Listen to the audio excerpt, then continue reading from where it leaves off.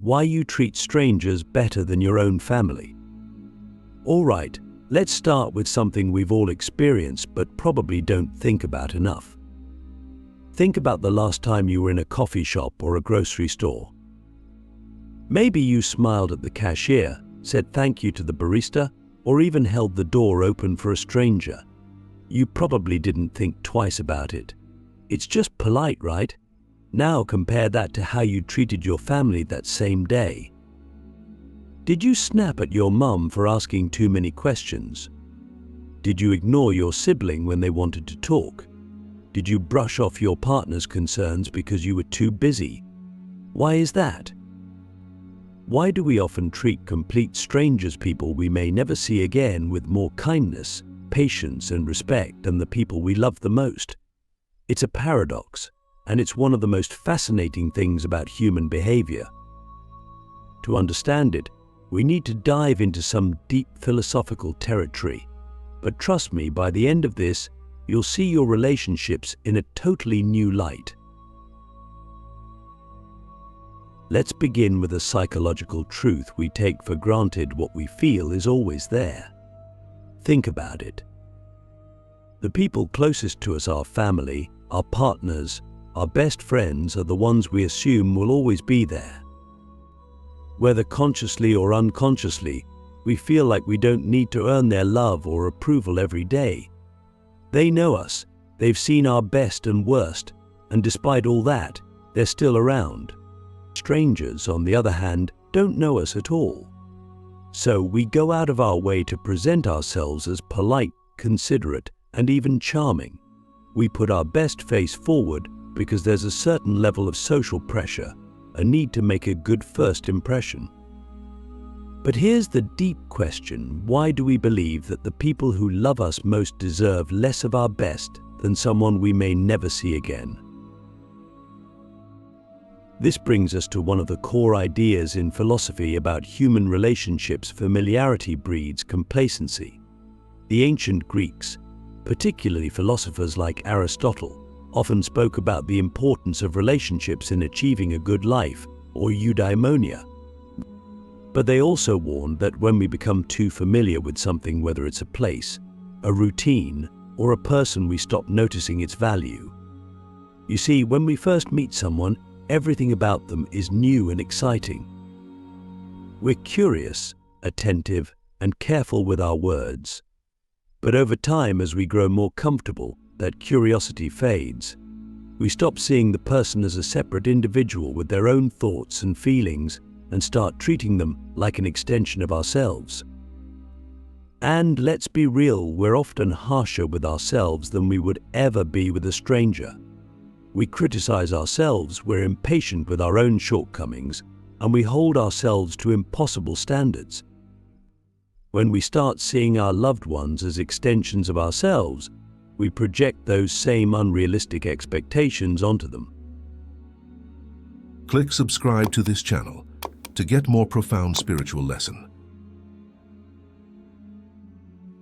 Now, here's where it gets really interesting. Strangers give us the opportunity to reinvent ourselves. When you interact with a stranger, you're not weighed down by your past mistakes, your history, or your bad habits. You get to be whoever you want to be at that moment. It's a clean slate, but with family, every interaction is colored by a shared history. Every argument, every misunderstanding, every disappointment is like baggage that we carry into each new conversation. But here's the thing: that baggage doesn't have to define our relationships. One of the most profound lessons we can learn from this paradox is that we don't have to treat the people we love with less kindness or patience just because we see them every day. In fact, what if we flipped the script? What if we started treating our family with the same grace, the same attentiveness, and the same respect that we offer to strangers? Let me ask you another deep question. What would happen if you approached your loved ones not with the assumption that they'll always be there, but with the awareness that they deserve your best efforts every single day? This brings us to an important point about human nature. We often fear vulnerability more with those we love than with strangers. It's ironic, isn't it? You'd think we'd feel safer being vulnerable with the people closest to us, but often it's the opposite. With strangers, there's little at stake. If they don't like us, so what?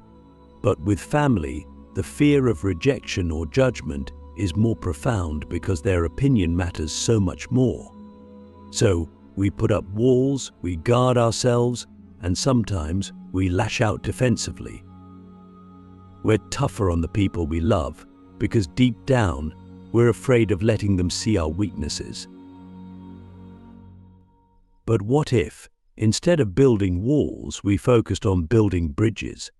What if, instead of assuming our family will just get over it when we're short with them, we put in the effort to be kind, even when it's hard? Here's the key takeaway: the people closest to us deserve the best of us, not the leftovers. They deserve the same kindness, patience, and respect that we offer to strangers, if not more. The challenge is to recognize that we often treat those we love the worst because we believe they'll always be there. But life is unpredictable, and no relationship should ever be taken for granted. So here's the final question for this part. What can you do today to treat the people you love with the same respect and patience you give to a stranger? It's not about grand gestures or dramatic changes. It's about the small moments: choosing to listen, choosing to be patient, choosing to show up fully. The invisible contract: why we expect more from family but offer less so. Let's pick up where we left off. Now that we've acknowledged that we often treat strangers better than our own family, the next question is, why does this happen so consistently? What is it about our closest relationships that seems to reverse our natural inclination to be kind, patient, and considerate? The answer lies in what I'll call the invisible contract that exists in every close relationship. Think about it. With family, there's this unspoken agreement that goes something like this: I will love you no matter what, and you will love me no matter what. It sounds beautiful, right? And in many ways it is. But there's a hidden side to this contract that can lead to serious problems. When we believe that love is guaranteed, we start to feel entitled to it. We assume that no matter how we behave, no matter how impatient or rude or dismissive we are, the love will still be there. This sense of entitlement leads us to expect more from family while simultaneously offering less. We expect our family members to understand us, to forgive us, to be patient with us, even when we're not making the same effort in return. We assume that because they know us so well, they should be able to read our minds, anticipate our needs, and accept our flaws without question. But here's the thing: no one, not even your family, owes you unconditional understanding or forgiveness. Love doesn't work like that. Family members are still individuals with their own thoughts, feelings, and boundaries. Just because you share a deep connection with someone doesn't mean you can take that connection for granted. Let me ask you this: have you ever felt frustrated with a family member for not meeting your expectations, even though you never clearly communicated those expectations? Most of us have. It's one of the traps of close relationships, assuming that the other person knows exactly what we need without us having to explain it. But that's not fair to them. Expecting someone to always know what you need without you ever saying it is setting them up for failure. And when they inevitably fall short, the frustration builds. Now, contrast that with how we treat strangers. With strangers, there's no invisible contract. There's no history, no shared expectations. So, we don't place the same demands on them. We don't expect a stranger to know what kind of mood we're in or to guess what we need from them. Because there's no sense of entitlement, we're often more patient and understanding. We give them the benefit of the doubt. We approach them with curiosity instead of judgment. But here's the irony: the people we love the most, the ones we should be most patient and understanding with, are often the ones we judge the harshest. We assume that because they know us, they should always get it right. And when they don't, we feel let down. But that's not on them, that's on us. It's not their job to live up to the expectations we've never communicated or to fulfill the roles we've silently assigned them. So what's the solution? How do we break free from this invisible contract and start treating our loved ones with the same courtesy and kindness we offer strangers? The first step is recognizing that love is not a guarantee, it's a daily choice. Just because someone has been in your life for years doesn't mean their love and support are automatic. Every relationship, no matter how close, requires effort. It requires communication, empathy, and, most importantly, presence. Here's a deep question for you. When was the last time you were fully present with your family? Not distracted by your phone, not half listening while thinking about something else, but truly present, listening to what they're saying, understanding their emotions, and responding with your full attention. We often give this level of attention to strangers, like when we have a conversation with someone new at a party or during a first meeting. But with family, we sometimes check out. We assume we already know everything about them, so we stop being curious. But here's the truth: people are always changing.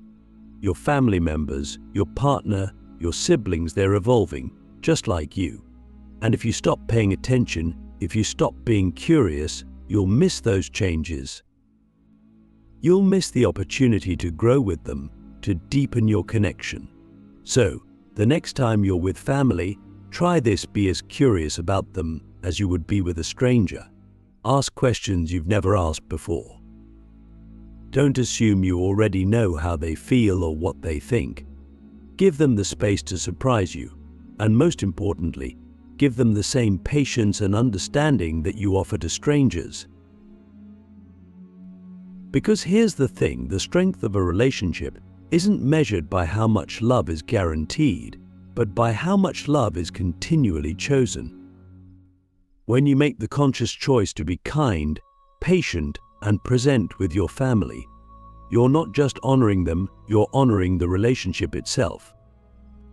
So, here's the question to leave you with: what invisible expectations are you placing on your loved ones, and how can you start communicating more openly to strengthen those relationships?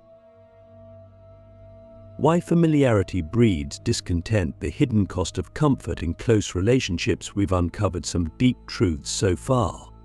Now, let's dive even deeper by exploring the concept of familiarity and its hidden cost.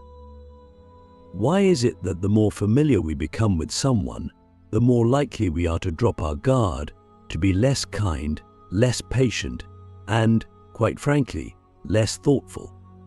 The answer is rooted in both psychology and philosophy. Imagine this: when you first meet someone, you're hyper-aware of every detail. You listen intently, observe their responses, and carefully choose your words. This is because, in the early stages of any relationship, there's a level of uncertainty that keeps you engaged. You don't know how this person perceives you yet, and that creates a healthy tension, something that encourages you to put your best self forward. But as time goes on and the relationship deepens, that tension fades. You become familiar with their habits, their quirks, their flaws, and they with yours. And with that familiarity comes a comfort that, in many ways, is beautiful.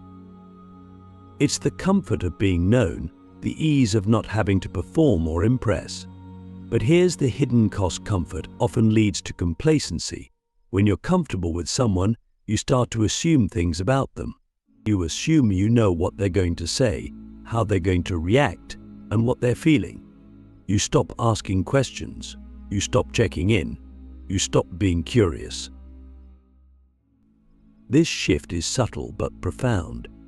It's not that you stop loving the person, but you stop paying attention. You stop noticing the little things that, in the beginning, mattered so much. And here's where it gets dangerous: when we stop paying attention, we start taking people for granted, especially those closest to us. Let me ask you this: When was the last time you truly acknowledged the effort your family members put into your relationship? It's easy to overlook the daily acts of kindness, the small sacrifices, the support that family provides simply because it's always there. But just because something is constant doesn't mean it's not valuable. The philosopher Jean-Paul Sartre once said, "Hell is other people," but what he really meant is that the more we are seen by others, the more we feel exposed, vulnerable, and uncomfortable. In close relationships, this exposure can lead to frustration.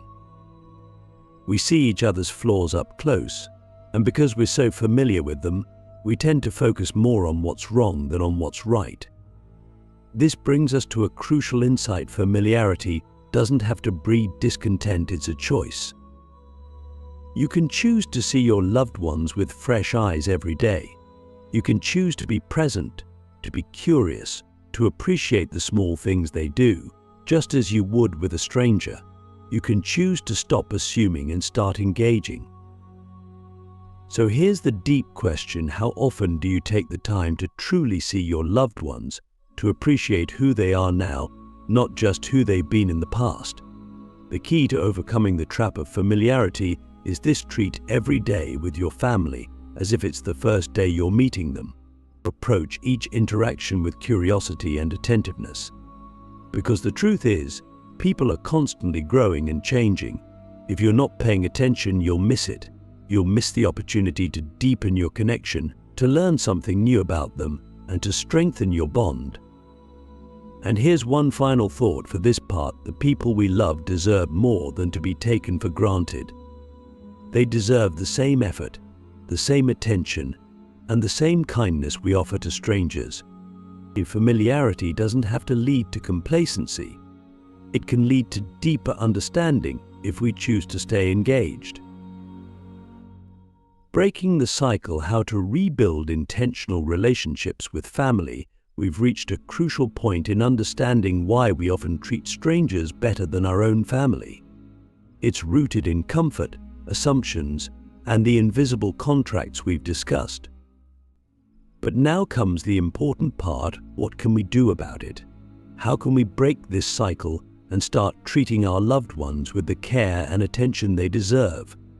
First, let's acknowledge that change begins with awareness. Now that we're aware of this tendency to take family for granted, we can start making conscious choices to reverse it. The key is intentionality: living and interacting with purpose.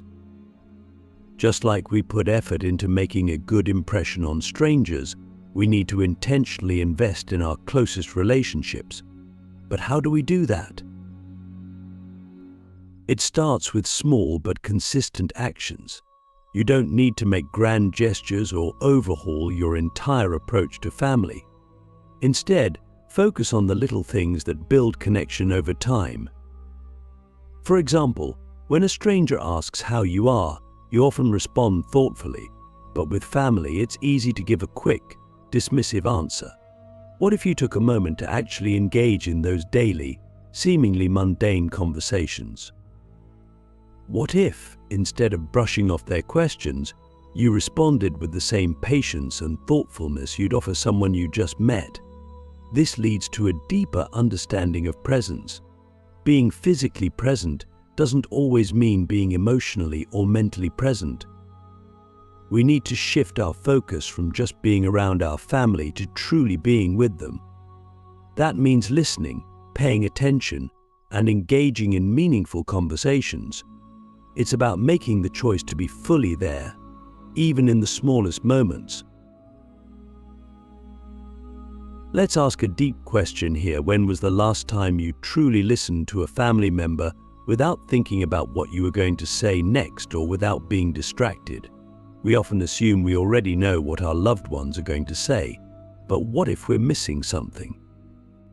What if they've changed, grown, or are struggling with something we don't know about because we haven't been paying full attention? Another important step is letting go of assumptions. We tend to assume that, because we've known our family for years, we know everything about them.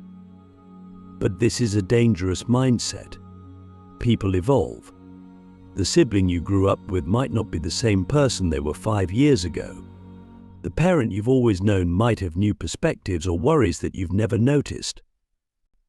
The only way to keep growing with them is to stay curious. Ask questions. Be open to learning something new about them. Treat them with the same curiosity you'd offer a stranger you're just getting to know. And here's a critical point: apologize when you fall short. This is something we often forget to do with family because we assume they'll just get over it, but apologies, when sincere, have the power to heal and rebuild trust. Acknowledge when you've been impatient or unkind. It's not a sign of weakness, it's a way of showing that you value the relationship enough to make things right. Finally, let's talk about expectations. We've spent a lot of time discussing the invisible expectations we place on family, but it's just as important to manage our own expectations of ourselves. You're not going to be perfect. No one is. There will be days when you're tired, stressed, or distracted, and you might not always treat your family as well as you'd like. But the goal isn't perfection, it's progress. It's about making the effort, day after day, to treat your loved ones with the kindness, patience, and respect they deserve. So here's the final deep question: what's one small, intentional action you can take today to show your family that you appreciate them? It could be as simple as an unexpected thank you, or asking how their day really went, or just sitting down and listening without distraction. These small moments of intentionality are what rebuild relationships and break the cycle of complacency. In the end, the people we love deserve the best of us, not just the comfortable or convenient version. It's time to treat our loved ones with the same care, attention, and curiosity that we offer strangers. That's how we build deeper, more meaningful connections, and that's how we honor the relationships that matter most.